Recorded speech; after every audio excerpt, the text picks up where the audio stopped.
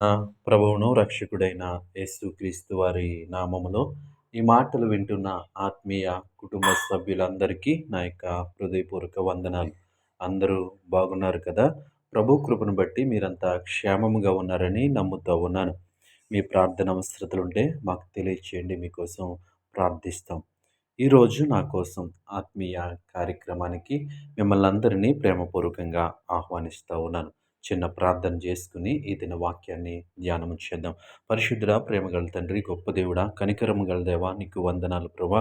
ఈ సమయంలో నీ మాటలు వినటానికి ఆశ కలిగి ఉంటుండగా నీ మాటలు మాతో మాట్లాడమని యేసు నామములో అడుగుచున్నాము తండ్రి. ఆమేన్.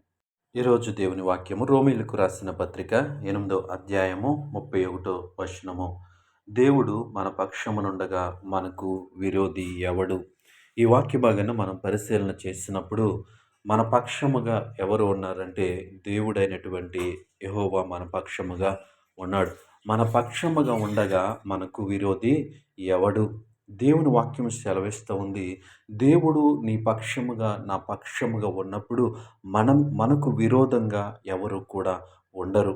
అయితే కొన్ని కొన్ని సందర్భాలలో మన పైన విరోధులు లేస్తా ఉన్నప్పుడు, మన పైకి విరోధులు వస్తా ఉన్నప్పుడు, అక్కడ దేవుని యొక్క కార్యాన్ని, దేవుని యొక్క చిత్తాన్ని మనము చూసేవారిగా ఉండాలి. ఈ వాక్యం చదువుతున్నప్పుడు మనకు అనిపిస్తూ ఉంటది. దేవుడు నా పక్షంగా ఉంటే నా పైన ఈ శత్రువుల దాడేంటి? నా పరిస్థితులేంటి? నాకు విరోధముగా ఈ పరిస్థితులేంటి అని ఆలోచన చేస్తూ ఉంటాం. అయితే ఆ విరోధుల వెనకాల, ఆ సమస్యల వెనకాల, ఆ విరోధి ఎనకాల ఉన్నటువంటి ఆ కార్యాన్ని మనము చూసేవారిగా ఉండాలి. ఎందుకంటే దేవుని వాక్యము సత్యము. ఆయన వాక్యము నమ్మదగినది. అయితే ఎన్ని పరిస్థితులు నాకు విరోధంగా కనిపిస్తూ ఉన్నాయి. దేవుడు మన పక్షముగా నుండగా మనకి విరోధి ఎవడు? ఈ వాక్యాన్ని నమ్మటం ఎలా అని కొన్ని కొన్ని సార్లు శరీరానుసారంగా జీవిస్తున్నటువంటి మనకి, ఈ లోకానుసారంగా ఆలోచిస్తున్నటువంటి మనకి మన యొక్క ఆ ఆ విధంగా మనకి అనిపిస్తూ ఉంటది. అయితే ఆ విరోధి ఎనకాల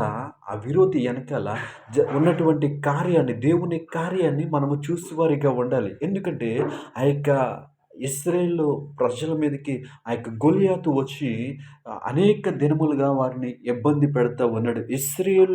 ఇశ్రాయేలుకు వ్యతిరేకంగా ఒక విరోధి లేచాడు.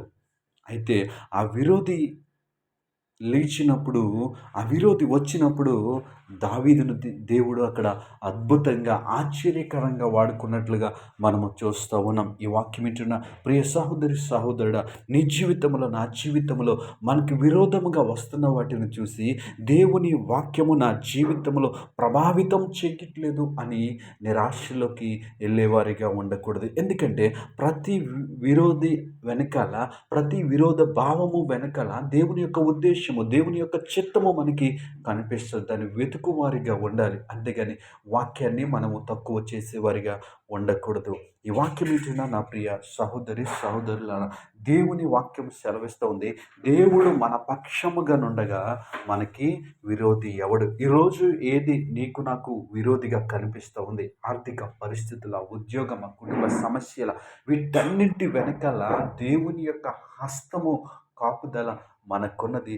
తగిన సమయమున దేవుడు మన జీవితంలో వాటన్నిటిని కూడా తొలగిస్తాడు. ఆ యొక్క ఇశ్రాయేలు ప్రజల ముందు ఆ యొక్క గొల్యాతు ఆ విధంగా సవాలు చేస్తూ ఉన్నప్పుడు వారిలో నుంచి దావీదుని దేవుడు లేపినట్లుగా చూస్తూ ఉన్నాం. దాని ద్వారా దావీదుకు ఒక గుర్తింపు తీసుకొచ్చినట్లుగా మనం చూస్తూ ఉన్నాం. దాని ద్వారా దేవుడు దావీదును ఒక ఉన్నతమైన వ్యక్తిగా ప్రజలందరూ గుర్తించినట్లుగా దేవుడు దావీదు జీవితంలో ఒక కార్యాన్ని చేసినట్లుగా మనం చూస్తూ ఉన్నాం. ఒకవేళ ఇశ్రాయేళ్ల ముందు ఆ యొక్క గొల్యాతు అనే విరోధి లేకపోతే దావీదు ఎవ్వరికీ కూడా తెలియదు.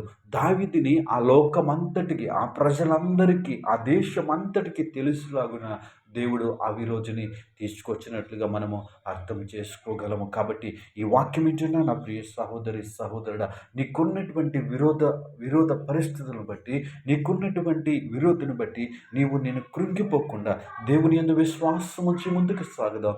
దేవుడే మన జీవితంలో గొప్ప కార్యాలు చేస్తాడు. అట్టి కృప దేవుడు మనకి అనుగ్రహించునుగాక. ఆమేన్.